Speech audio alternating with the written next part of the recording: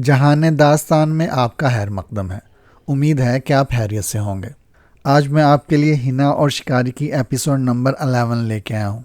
کہانی شروع کرنے سے پہلے اگر آپ نے ہمارا چینل سبسکرائب نہیں کیا تو سبسکرائب کر دیں اور بیل آئیکن کے بٹن پہ کلک کر دیں۔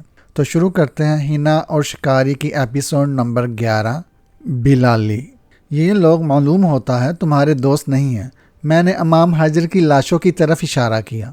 اس کے باوجود میں نے ان پھالوں والوں کی طرف جو اب ابار کے پیچھے سے نکل آئے تھے سر سے اشارہ کر کے اضافہ کیا۔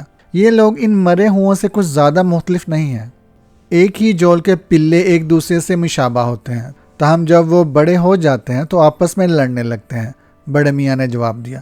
بہرحال یہ لوگ جو میرے ساتھ ہیں تم لوگوں سے جنگ کرنے نہیں بلکہ تمہیں بچانے آئے ہیں۔ دیکھو وہ دوسروں کا خاتمہ کر رہے ہیں۔ اور اس نے پھالے والوں کی طرف اشارہ کیا جو زخمی امام حجر کو ٹھکانے لگا رہے تھے۔ لیکن یہ کون ہے؟ بڑے میاں نے پوچھا، اور حیرت سے پہلے خونخوار نظر آتے ہوئے امسلوپوگاس اور پھر حنیس کی طرف دیکھا۔ نہیں، باتیں بعد میں ہوں گی کیونکہ اس وقت تم لوگ تھکے ہوئے ہو اور تمہیں آرام کی سخت ضرورت ہے۔ سچ تو یہ ہے کہ ہم نے اب تک ناشتہ بھی نہیں کیا، میں نے جواب دیا۔ اس کے علاوہ ابھی ایک کام سے بھی نمٹنا ہے۔ اور میں نے اپنے زخمیوں کی طرف دیکھا۔ بڑے میاں نے سر ہلایا اور اپنی فوج کے افسروں سے کچھ کہنے چلا گیا۔ یقیناً اس نے امام حجر کا تعاقب کرنے کا حکم دیا تھا کیونکہ فوراً ہی ایک دستہ بھاگتا ہوا اس طرف روانہ ہو گیا جس طرف امام حجر گئے تھے۔ اس کے بعد میں بچے ہوئے زولوؤں کے ساتھ، جن میں سے ایک گردکو بھی تھا، ہمارے زخمیوں کی طرف متوجہ ہو گیا اور جو کچھ کر سکتا تھا کرنے لگا۔ یہ کام میری توقع کے خلاف آسان ثابت ہوا کیونکہ وہ زولو جو بری طرح سے زخمی تھا مر گیا تھا یا مر رہا تھا۔ بقیہ دو کے زخم ٹانگوں میں تھے اور گہرے نہ تھے جن کی مرہم پٹی خود گردکو اپنے طور پر کر سکتا تھا۔ اس کے بعد میں نے حنیس کو اپنی پشت پناہی کے لیے ساتھ لیا اور نہانے کے لیے چشمے پر چلا گیا۔ نہا دھو کر واپس آیا تو خوب ڈٹ کر کھانا کھایا اور دل ہی دل میں اس پر تعجب کر رہا تھا کہ ایسے خوفناک خطرات سے گزرنے کے بعد بھی میری بھوک نہ مری تھی۔ بہرحال خطرہ ٹل گیا تھا اور رابرٹسن، امسلوپوگاس اور اس کے 3 ساتھی حنیس اور میں نہ صرف زندہ تھے بلکہ ہمیں خراش تک نہ آئی تھی، اور اس کے لیے میں نے دل ہی دل میں خدا کا شکر ادا کیا۔ حنیس نے بھی اپنے خصوصی انداز میں شکر ادا کیا، لیکن کھانے سے فارغ ہونے اور پائپ جلانے کے بعد، اس سے پہلے نہیں۔ لیکن رابرٹسن نے کچھ نہ کہا۔ اس کے برخلاف وہ اٹھا، چند قدم آگے بڑھا اور اس پہاڑ کی طرف دیکھنے لگا جس کے ایک شگاف یا درے میں اس نے اس کی بیٹی کی ڈولی کو غائب ہوتے دیکھا تھا۔ وہ زبردست جنگ جو ہم نے لڑی تھی اور حیرت انگیز فتح بھی جو ہم نے حاصل کی تھی اسے خوش نہ کر سکتی تھی۔ وہ اس پہاڑ پر نظر جمائے کھڑا تھا جس کے بطن میں آئینیز کو لے جایا گیا تھا اور پھر اس کی آنکھوں میں خون اتر آیا، اور اب وہ اس پہاڑ کی طرف اپنا گھونسا لہرا رہا تھا۔ اس کی بیٹی جا چکی تھی اور دوسری باتوں کی اسے پرواہ نہ تھی، یہاں تک کہ اس نے نہ تو زخمی زولوؤں کی مرہم پٹی کرنے میں ہاتھ بٹایا اور نہ ہی بڑے میاں کی آمد پر حیرت اور تجسس کا اظہار کیا۔ عظیم طلسم باز، حنیس نے وحشت زدہ ہو کر کہا، تو میرے خواب و خیال سے بھی زیادہ زوردار ثابت ہوا ہے۔ اس نے نہ صرف ہمیں بچا لیا ہے، زولوؤں کی بات جانے دو، اچھا ہوا وہ مر گئے کیونکہ اب مجھے کم کھانا بنانا پڑے گا، بلکہ وہ تمہارے والد کو بھی وہاں سے یہاں لے آیا جہاں شروع سے آگ جلتی ہے اور ہمیشہ جلتی رہے گی۔ یہ سچ ہے باز کہ تمہارے والد کچھ بدل ضرور گئے ہیں، لیکن ہیں تو وہی نا۔ جب میں ان کے سامنے اپنی مکمل رپورٹ پیش کروں گا، بشرط یہ کہ اب وہ میری باتیں سمجھ سکیں، تو میں…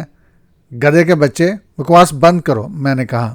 عین اس وقت بڑے میاں اس شگاف اور غار میں سے نکل آئے جہاں گھس کر وہ غائب ہو گئے تھے اور بڑی بشاشت سے مسکراتے اور احترام سے قدم پر قدم جھکتے میری طرف آ رہے تھے۔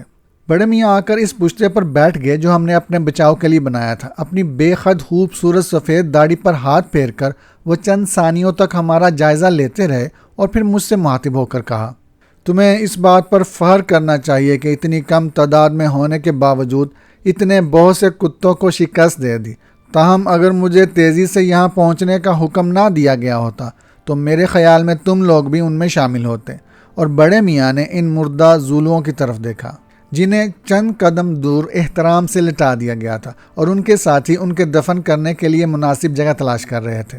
کس نے تیزی سے پہنچنے کا حکم دیا تھا؟ میں نے پوچھا۔ وہ صرف ایک ہی ہے جو حکم دے سکتی ہے، بڑے میاں نے قدرے حیرت سے کہا، وہ جو حکومت کرتی ہے، وہ جو لافانی ہے۔ میں نے سوچا کہ یہ لفانی نسائیت کے لیے عربی محاورہ ہوگا، لیکن معلوم ایسا ہوتا ہے کہ چند ایسے بھی ہیں جن پر تمہاری اس لافانی ہستی کا حکم نہیں چلتا۔ میری مراد ان سے ہے جنہوں نے ہم پر حملہ کیا تھا اور وہ جو فرار ہو گئے ہیں اس طرف۔ اور میں نے پہاڑ کی طرف ہاتھ ہلایا۔ کوئی حکومت مکمل نہیں ہوتی، ہر ملک میں باغی ہوتے ہیں، اور میں نے سنا ہے کہ آسمانوں پر بھی ایک باغی تھا۔ لیکن آوارہ گرد، تمہارا نام کیا ہے؟ پاسبان شب، میں نے جواب دیا۔ بے حد مناسب نام ہے، خصوصاً اس لیے کہ جو نہ صرف راتوں کو بلکہ دن میں بھی ہوشیار رہتا ہے، کیونکہ اگر ایسا نہ ہوتا تو تم اس ملک میں زندہ نہ پہنچ پاتے، جہاں وہ حکم کرتی ہے کہ بقول تمہارے جیسی رنگت کے آدمیوں نے صدیوں سے قدم نہیں رکھا۔ یاد پڑتا ہے کہ اس نے مجھ سے کہا تھا کہ 2000 سال پہلے اس نے شہر کور میں ایک سفید فام سے گفتگو کی تھی۔ اچھا، میں نے کہا اور کھانسی روکنے کی کوشش کی۔ یقین نہیں آ رہا میری بات کا؟ بڑے میاں برا مانے بغیر مسکرائے۔ بہرحال وہ جو حکم کرتی ہے اس بات کو مجھ سے بہتر طور پر تمہیں سمجھا دے گی، کیونکہ وہ 2000 سال پہلے زندہ تھی۔ لیکن میں اسے کس نام سے پکاروں جو یہ بڑا کلہاڑا لیے ہوئے ہے؟ سورما ہے اس کا نام۔ ایک بار پھر بے حد مناسب نام، خصوصاً اس کے بدن پر اتنے بہت سے زخموں کے نشانات دیکھتے ہوئے۔ ان باغیوں میں چند اس وقت دوسری دنیا میں ایک دوسرے سے اسی سورما کی بہادری کے قصے کر رہے ہوں گے، اور یہ آدمی، بشرط یہ کہ یہ آدمی ہی ہو۔ اور اس کی مشکوک نظروں نے حنیس کی طرف دیکھا۔ اس کا نام اندھیرے میں روشنی ہے۔ اوہ، غالباً اس لیے کہ اس کی رنگت ایسی ہے جیسی کہ سردیوں کی دھند میں دھوپ کی ہوتی ہے، یا پھر سڑے ہوئے انڈے کی زردی کی سی ہے۔ اور اس دوسرے سفید فام کا کیا نام ہے جو ہر دم بڑبڑاتا ہے اور جس کے ماتھے پر بل پڑے رہتے ہیں جیسے افق پر طوفان منڈلا رہا ہو؟ اسے انتقام جو کہتے ہیں۔ کیوں کہتے ہیں تمہیں بعد میں معلوم ہوگا، میں نے بے چینی سے جواب دیا، کیونکہ اس داڑھی والے کی اس جرا سے میں اکتا گیا تھا۔ اب بتاؤ کہ تمہارا نام کیا ہے، اور مناسب سمجھو تو یہ بھی بتا دو کہ تم کس لیے ہمارے پاس آئے ہو، اور وہ بھی ایسے نازک وقت۔ میرا نام بلالی ہے، اس نے جواب دیا۔ میں اس کا خدمتگار ہوں اور پیامبر ہوں جس کا نام وہ جو حکومت کرتی ہے، اور میں تمہیں بخیریت اس کی خدمت میں لے جانے آیا ہوں۔ یہ کیسے ہو سکتا ہے بلالی؟ خصوصاً اس لیے کہ جبکہ ہماری کوئی آمد سے واقف نہیں۔ اس کے باوجود وہ جو حکم کرتی ہے واقف ہے، بلالی مسکرایا۔ سچ تو یہ ہے کہ تمہاری آمد کا پتہ اسے چند چاندوں پہلے ہی ایک پیغام کے ذریعے ہوا جو اسے بھیجا گیا تھا۔ چل گیا تھا اسے پتہ، چنانچہ اس نے انتظام ایسا کر دیا کہ تم بخیر و خوبی اس زبردست دلدل کو عبور کر سکو جس میں کوئی راستہ نہیں ہے۔ اگر ایسا نہ ہوتا پاسبان شب، تو تم ہی بتاؤ کہ تم سب زندہ اس طرف کیسے پہنچ سکتے، سوائے اس ایک آدمی کے جسے سانپ نے ڈس لیا تھا۔ اور یہاں میں نے حیرت سے بڑے میاں کی طرف دیکھا کہ اسے ہمارے زلو ساتھی کی موت کی خبر کا پتہ کیسے چلا، تاہم اس سے یہ پوچھنا مناسب نہ سمجھا۔ تم سستا لو اور پھر تیار ہو جاؤ، بلالی نے کہا، اس کے بعد ہم روانہ ہوں گے۔ اب میں تم سے رخصت ہوتا ہوں کہ ان زخمیوں کے لیے ڈولیاں بنوا لوں، اور اگر تم پسند کرو تو تمہارے لیے بھی پاسبان شب۔ اور پھر بڑے وقار سے، کیونکہ بڑے میاں کی ہر حرکت پر وقار تھی، میرے سامنے جھک کر بڑے میاں چلے گئے۔ اس کے بعد کا 1 گھنٹہ لاشوں کو دفن کرنے میں گزرا۔ اس رسم میں نے صرف یہ حصہ لیا کہ دور کھڑا رہا اور احترام سے اپنی ہیٹ اتار کر ہاتھ میں لے لی، کیونکہ ایسی رسومات کے وقت، جیسا کہ میں پہلے بھی کہہ چکا ہوں، کافروں کو ان کے حال پر ہی چھوڑ دینا مناسب ہے۔ پھر میں لیٹ گیا اور سوچنے لگا کہ یہ واقعی بڑی حیرت کی بات تھی کہ بوڑھے زکالی کی سفید ساحرہ کی کہانی میں صداقت ضرور تھی، اس ساحرہ کی کہانی میں جو پہاڑوں میں رہتی ہے، کیونکہ سامنے وہی پہاڑ تھا جو اس نے راکھ میں نقشہ میں بنایا تھا، اور اس ملکہ کے خدمتگار جسے یقیناً ہمارے آنے کی خبر تھی، عین اس وقت ہماری مدد کو آ گئے تھے جب ہمیں حقیقت میں مدد کی ضرورت تھی، اور جب واقعی ہم پر بڑا ہی نازک وقت پڑا تھا۔ اس کے علاوہ وہ پروقار اور بوڑھی ہستی جس نے اپنا نام بلالی بتایا تھا، اس سفید فام ملکہ کو وہ لفانی ہے کہتی تھی، اس سے کیا مطلب تھا اس بوڑھے کا؟ میں نے حیرت سے سوچا، شاید وہ ساحرہ بہت بوڑھی چنانچہ بے حد خوبصورت ہوگی۔ میں نے سوچا، اور مجھے اعتراف ہے کہ اس خیال سے میں قدرے مایوس ہو گیا۔ پھر وہ جو حکم کرتی ہے کو کیسے معلوم ہوا کہ ہم آ رہے تھے؟ لاکھ سر کھپانے کے باوجود میں اس سوال کا جواب معلوم نہ کر سکا، اور جب میں نے رابرٹسن سے پوچھا تو اس نے اپنے شانے اچکا کر جواب دیا کہ اسے ان معاملات سے کوئی دلچسپی نہیں۔ حقیقت یہ ہے کہ اس شخص کو اب کسی بات اور کسی چیز سے دلچسپی نہ تھی، اس کی آرزو تھی تو صرف ایک، اور وہ یہ کہ وہ اپنی بیٹی کو بچا لے یا انتقام لے لے، اس بیٹی کو جس سے اس نے ناانصافی کی تھی، آئینی سے اس نے ناانصافی کی تھی۔ اس کا احساس رابرٹسن کو اب ہو رہا تھا اور شدت سے ہو رہا تھا۔ سچ تو یہ ہے کہ یہ آوارہ مگر سدھرا ہوا ملاح خبتی اور بے حد مذہبی قسم کا انسان بنتا جا رہا تھا۔ اس کے پاس وہ انجیل تھی جو اس کی ماں نے اسے اس وقت دیا تھا جب وہ 9 عمر تھا۔ اب وہ مسلسل اس انجیل کی تلاوت کرتا اور دن کے وقت گھٹنوں پر جھک کر عبادت کیا کرتا تھا۔ رات کے وقت بھی جب کبھی میری آنکھ کھل جاتی تو میں رابرٹسن کو کراہتے اور دعائیں مانگتے سنتا۔ شراب اور عیاشی کی زنجیریں ٹوٹ کر گر گئی تھیں، چنانچہ اس کی خاندانی شرافت اونچ کر آئی تھی۔ ایک طرح سے یہ اچھی بات ہوئی تھی، حالانکہ پچھلے ایک عرصے سے مجھے یہ دھڑکا لگا ہوا تھا کہ اس کا یہ خبر کہیں پاگل پن میں تبدیل نہ ہو جائے۔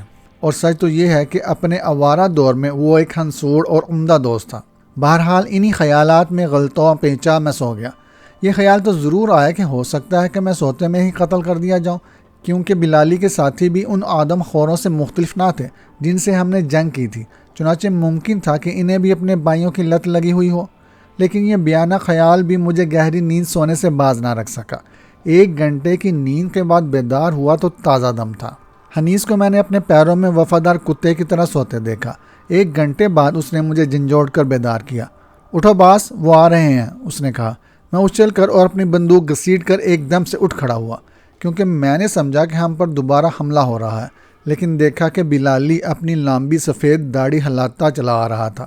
اس کے پیچھے 4 ڈولیوں کی قطار تھی جو بانسوں سے بنائی گئی تھی، اور ان پر پڑی ہوئی چٹائیاں پردہ کی غرض پوری کر رہی تھیں۔ ہر ڈولی کو تنومند امام حجر اٹھائے ہوئے تھے، کیونکہ میرے خیال میں بلالی کے ساتھی بھی حجر ہی تھے۔ بلالی نے ڈولیوں کی طرف، جو دوسری ڈولیوں کی بنسبت بہتر تھی، اشارہ کر کے مجھے مطلع کیا کہ یہ میرے اور رابرٹسن کے لیے ہیں، بقیہ 2 زخمیوں کے لیے۔ امسلوپوگاس اور اس کے زولو ساتھیوں کو چنانچہ پیدل ہی چلنا تھا، اور حنیس کو بھی۔ یہ ڈولیاں تم نے اتنی جلدی کیسے بنا لی؟ میں نے ڈولیوں کی نازک اور عمدہ بناوٹ کی دل ہی دل میں تعریف کرنے کے بعد پوچھا۔ ہم نے انہیں بنایا نہیں پاسبان شب، بلکہ ہم انہیں لپیٹ کر اپنے ساتھ ہی لائے تھے۔ وہ جو حکم کرتی ہے نے شیشے میں دیکھ لیا تھا اور کہا تھا کہ 4 ڈولیوں کی ضرورت پڑے گی۔ میری ڈولی ان کے علاوہ ہے جو وہاں ہے۔ اس نے پیچھے اشارہ کیا۔ اس نے کہا 2 ڈولیاں سفید آقاؤں کے لیے اور 2 زخمیوں کے لیے۔ تم دیکھ ہی رہے ہو کہ 4 ڈولیوں کی ضرورت ہے۔ ہاں واقعی، میں نے کہا، اور حیرت سے سوچنے لگا کہ ایسا کون سا شیشہ ہوگا جو اس عورت کو صحیح خبریں دے رہا تھا۔ اس سے پہلے کہ میں اس شیشے کا متعلق بلالی سے پوچھتا، وہ بولا، تمہیں یہ سن کر خوشی ہوگی کہ میرے آدمیوں نے ان باغیوں کے جنہوں نے تم پر حملہ کیا تھا 10-12 کو پکڑ لیا ہے۔ یہ لوگ کم و بیش زخمی تھے اور انہیں مناسب طریقے سے ٹھکانے لگا دیا گیا۔ ہاں، بے حد مناسب طریقے سے۔ اور یہاں بلالی معنی ہیزی سے مسکرایا۔ بقیہ بہت دور نکل گئے تھے اور وہاں چٹانوں میں ان کا تعاقب کرنا خطرے سے حالی نہ تھا۔ میرے آقا پاسبان شب، ڈولی میں سوار ہو جاؤ، کیونکہ راستہ عمودی ہے اور ہمیں تیزی سے سفر کرنا ہے، تاکہ آج رات کے چاند غروب ہونے سے پہلے ہم اس قدیم اور مقدس شہر میں پہنچ جائے جہاں وہ پڑاؤ ڈالے ہوئے ہے۔ کون پڑاؤ ڈالے ہوئے ہے؟ وہ جو حکم کرتی ہے۔ یہ نام اب میرے اعصاب پر سوار ہونے لگا ہے، میں نے دل ہی دل میں کہا۔ امسلوپوگاس نے بہرحال اعلان کیا کہ دنیا کی کوئی طاقت اسے بوڑھی عورت کی طرح ڈولی میں بیٹھ کر سفر کرنے پر مجبور نہیں کر سکتی۔ بہرحال زخمی زولوؤں کو ان کی ڈولیوں میں آرام سے لٹا کر میں اور رابرٹسن اپنی اپنی ڈولی میں پہنچ گئے، اور میں نے دیکھا کہ ہماری ڈولیاں بے حد آرام دہ تھیں۔ اس کے بعد ہمارا سامان بلالی کے ساتھ آنے والے بار برداروں نے اپنی پیٹھوں پر لاد لیا۔ ہم ان پر اعتبار کرنے پر مجبور تھے، اور کرتے بھی کیا، البتہ ہم نے بندوقیں اور بارود کی مناسب مقدار اپنے ساتھ ہی رکھی، اور پھر ہم روانہ ہو گئے۔ سب کے آگے بلالی کے پھالوں سے مسلح ساتھی تھے۔ ان کے بعد زخمیوں کی ڈولیاں تھیں جو ان ڈولیوں کے ساتھ امسلوپوگاس اور اس کے 3 ساتھی جو زخمی نہ تھے چل رہے تھے۔ ان کے بعد بلالی کی ڈولی تھی، اس کے بعد میری اور رابرٹسن کی ڈولیاں تھیں۔ میری ڈولی کے ساتھ ساتھ حنیس بھاگ رہا تھا۔ آخر میں بقیہ امام حجر اور بار بردار تھے۔ اب پتہ چلا ہے باس، حنیس نے پردوں کے درمیان سے میری ڈولی میں سر ڈال کر کہا، کہ سفید داڑھی والا تمہارا باپ نہیں ہے، اور نہ ہو سکتا ہے۔ کیوں نہیں ہے؟ میں نے پوچھا، حالانکہ وہ سفید داڑھی والا میرا باپ نہ تھا۔ اس لیے باس کہ اگر وہ تمہارا باپ ہوتا تو اپنے پیارے حنیس کو یوں کتے کی طرح دھوپ میں نہ دوڑاتا، جبکہ وہ خود اور دوسرے امیر سفید فام عورتوں کی طرح بگیوں میں بیٹھے، بلکہ لیٹے اپنے مزے سے سفر کر رہے ہیں۔ ایسی احمقانہ باتیں کرنے کے بجائے مناسب ہوگا حنیس کہ تم اپنی طاقت بچا رکھو، میں نے امیر سفید فام عورتوں والی تشبیہ سے جزبز ہو کر کہا، کیونکہ میں سمجھتا ہوں تمہیں کافی لمبا سفر پیدل ہی طے کرنا ہے، اور حقیقت میں یہ بڑا طویل سفر ثابت ہوا، خصوصاً اس وقت جب ہم پہاڑ پر چڑھنے لگے۔ ہم صبح 10 بجے روانہ ہوئے تھے۔ یہ بات یاد رکھنی چاہیے کہ وہ جنگ جو پو پھٹنے سے کچھ دیر پہلے شروع ہوئی تھی زیادہ دیر تک جاری نہ رہی تھی۔ سپہر کے کوئی 3 بجے اس عظیم الشان پہاڑ کے قدموں میں پہنچ چکے تھے جس کا ذکر میں کر چکا ہوں۔ ہم نے اس بلند اور تنہا چٹان کے قدموں میں پڑاؤ ڈال دیا جس پر آئندہ دنوں میں میرے لیے ایک عجیب ترین منظر دیکھنا مقدر ہو چکا تھا۔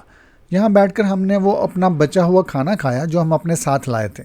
ایک طرف امام حاجر بیٹھے اپنا کھانا کھا رہے تھے جو کہ ایک طرح کے دہی پر جسے زولو ماس کہتے ہیں اور عجیب طرح کی موٹی روٹی پر مشتمل تھا۔ میں نے دیکھا کہ یہ امام حاجر جو خاموشی سے کھانا کھا رہے تھے بڑا عجیب سے لوگ تھے۔ ان کے سنجیدہ اور تقریباً اداس چہروں کو مسکراہٹ کبھی چھوئی تک نہ تھی۔ خدا جانے کیا بات تھی کہ جب میں ان کی طرف دیکھتا تھا تو مجھے پھریری آ جاتی تھی۔ خود رابرٹسن کے بھی ان کا متعلق کچھ ایسے ہی احساسات تھے، کیونکہ ایک دفعہ اپنے بڑبڑاہٹ اور خاموشی کے دوروں کے درمیانی وقفے میں اس نے مجھ سے کہا تھا کہ یہ لوگ کائیاں نہیں ہیں، اور پھر اضافہ کیا، کوارٹرمین، اس بوڑھے سے جو انجیل کے اوراق سے نکلا ہوا کوئی پیغمبر سا ہے، پوچھو کہ ان آدم ہوروں نے میری بیٹی کا کیا کیا۔ چنانچہ میں نے بلالی سے پوچھا اور اس نے جواب دیا، اپنے دوست سے کہو کہ وہ اس کی بیٹی کو اپنی ملکہ بنانے لے گئے ہیں، چونکہ وہ اپنی اصل ملکہ سے بغاوت کر چکے ہیں، اس لیے اب انہیں نئی ملکہ کی ضرورت ہے جو سفید فام ہو۔ اپنے دوست سے کہو کہ وہ جو حکم کرتی ہے ان لوگوں سے جنگ کرے گی اور اس لڑکی کو ان سے حاصل کر لے گی، بشرط یہ کہ ان لوگوں نے اس سے پہلے اسے قتل نہ کر دیا۔ جب میں نے بلالی کی بات کا ترجمہ کیا تو رابرٹسن نے کہا، بشرط یہ کہ وہ اسے پہلے قتل نہ کر دیں یا اس سے موت سے بھی برا سلوک نہ کریں۔ اور اس کے بعد حسب معمول اس پر چپ کا دورہ پڑ گیا۔ کچھ ہی دیر بعد ہم پھر روانہ ہوئے۔ ہم سیدھے اس کالی اور کھڑی چٹانی دیوار کی طرف جا رہے تھے جو 1000 فٹ سے زیادہ بلند تھی۔ راستہ ایسا عمودی تھا کہ اپنے ڈولی برداروں کی سہولت کی خاطر میں اور رابرٹسن اپنی اپنی ڈولی سے نکل کر پیدل چلنے لگے۔ لاکھ کوشش کے باوجود میں نہ سمجھ پا رہا تھا کہ یہ چٹان ہم کس طرح عبور کر سکیں گے۔ امسلوپوگاس بھی اسی ادیڑ بن میں تھا، کیونکہ اس نے چٹان کی طرف دیکھ کر کہا، میکومیزن، اگر ہمیں اس چٹان پر چڑھنا ہے تو صرف ایک شخص میرے خیال میں اس کی چوٹی پر زندہ بچ سکے گا، یعنی تمہارا یہ زرد بندر۔ اور اس نے اپنے کلہاڑے سے انیس کی طرف اشارہ کیا۔ اگر میں پہنچ گیا اوپر، انیس نے پیچو تاب کھا کر کہا، کیونکہ اسے زلوؤں کا دیا ہوا لقب زرد بندر قطعی پسند نہ تھا، تو پھر میں اوپر سے اس قصاب پر بڑے بڑے پتھر لڑکا دوں گا جو گرتا پڑتا اوپر چڑھنے کی کوشش کر رہا ہوگا۔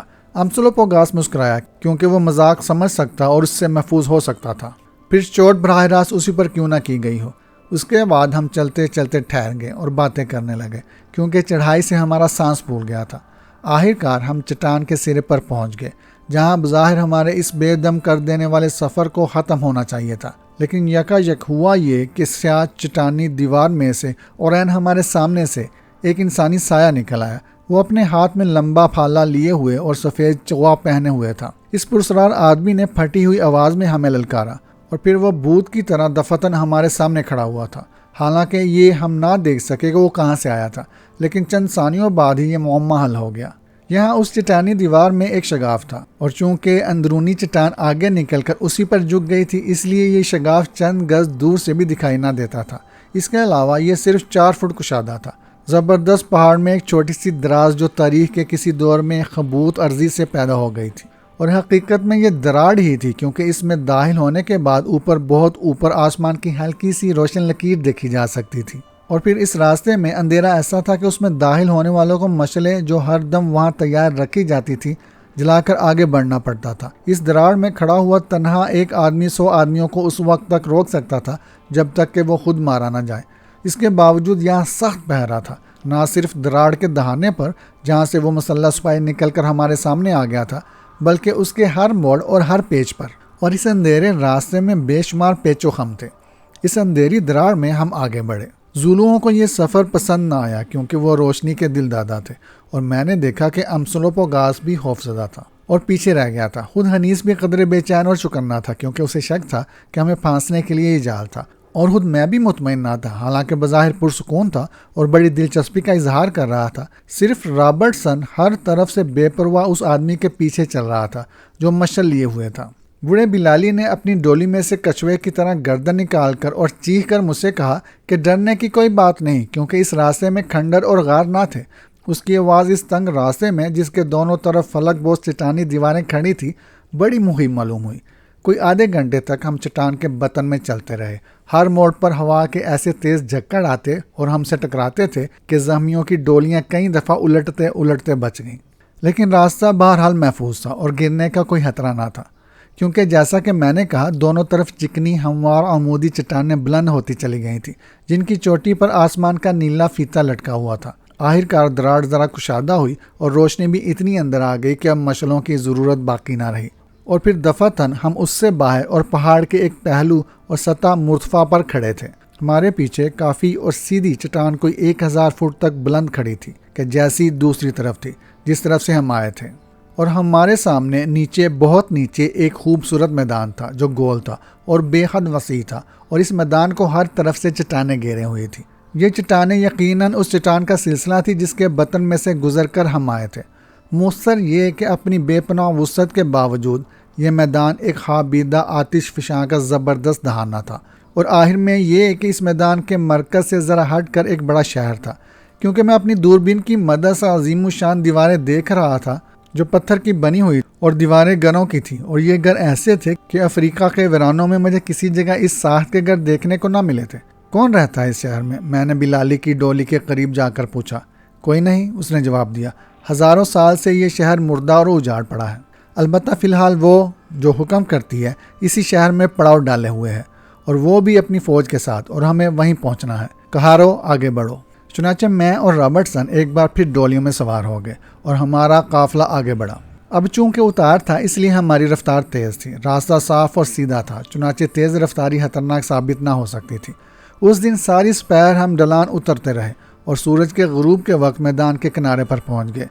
یہاں ہم سستانے اور کھانا کھانے کے لیے کچھ دیر کے لیے ٹھہر گئے، یہاں تک کہ چاند طلوع ہو کر اپنی روشنی پھیلا دے اور ہم آگے بڑھ سکیں۔ امسلوپوگاس میرے پاس آیا اور بولا، میکومزن، یہ تو حقیقت میں بڑا زبردست قلعہ ہے، کیونکہ اس چٹانی باڑ پر کوئی چڑھ نہیں سکتا جس میں سوراخ اور شگاف ہیں ہی نہیں۔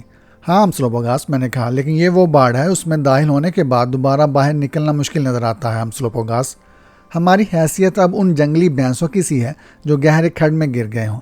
بالکل، وہ بولا، خود مجھے بھی یہی خیال آیا تھا، لیکن اگر کسی نے ہم سے چھیڑ چھاڑ کی تو میکومزن، ہمارے سینگ موجود ہی ہیں، ہم اسے اٹھا کر پھینک دیں گے۔ اور پھر وہ اپنے ساتھیوں کے پاس چلا گیا۔ اس خاموشی اور مخیب خطے میں سورج کے غروب کا منظر بس دیکھنے سے تعلق رکھتا تھا۔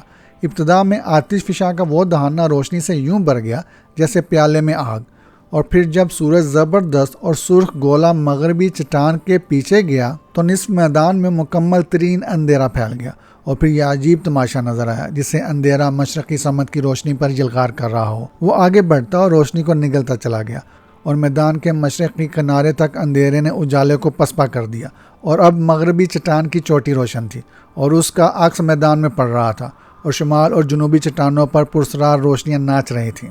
پھر وہ بھی غائب تھی، اور اس عجیب خطے کو اندھیرا اپنی آغوش میں لے چکا تھا، اور پھر بادلوں کے کنارے سے آدھا چاند طلوع ہوا، اور اس کی میلی چاندی کی سی روشنی میں ہم آگے روانہ ہوئے، اور اب ہماری رفتار بہت سست تھی، کیونکہ اب کہاروں کے آہنی پٹھے بھی تھک گئے تھے۔